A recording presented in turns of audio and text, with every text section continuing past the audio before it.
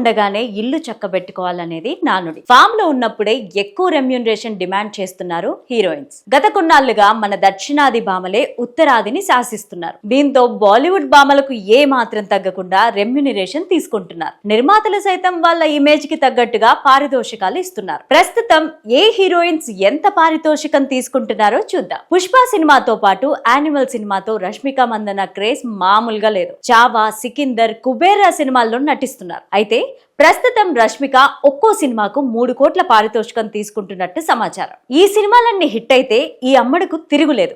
దీంతో రెమ్యూనరేషన్ భారీగా పెంచే ఛాన్సెస్ ఉన్నాయంటూ వార్తలు వినిపిస్తున్నాయి. ప్రస్తుతం శ్రీలీల కూడా మంచి ఫామ్ లో ఉన్నారు. గుంటూరు కారం సినిమాలో కుర్చీ మడతబెట్టి సాంగ్ తో ఈమె క్రేజ్ ఇంటర్నేషనల్ లెవెల్ కు పెరిగింది. రీసెంట్ గా పుష్ప 2లో కిసిక్ సాంగ్ కోసం దాదాపు ₹1 కోటి పారితోషికం తీసుకున్నట్టు సమాచారం.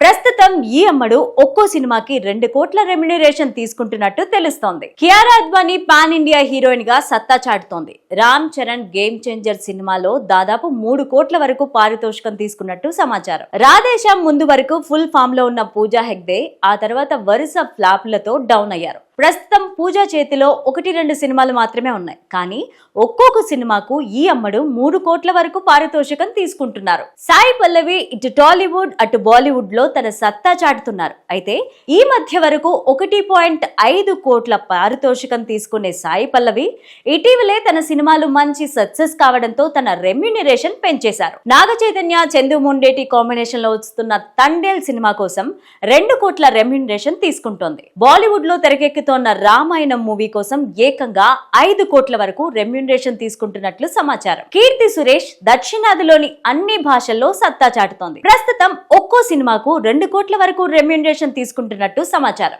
రాశి ఖన్నా ప్రస్తుతం తెలుగు, తమిళం, హిందీ సహా పలు భాషల్లో నటిస్తూ ఫుల్ బిజీగా ఉన్నారు. ఒక్కో సినిమాకు 60 లక్షల నుంచి ₹1 కోటి వరకు రెమ్యూనరేషన్ తీసుకుంటున్నట్టు సమాచారం. నిధి అగర్వాల్ ఒక్కో చిత్రానికి ₹1 కోటి వరకు పారితోషికం అందుకుంటోంది. ప్రస్తుతం ఈ భామ హరిహర వీరమల్లు, ది రాజాసాబ్ సినిమాల్లో నటిస్తున్నారు.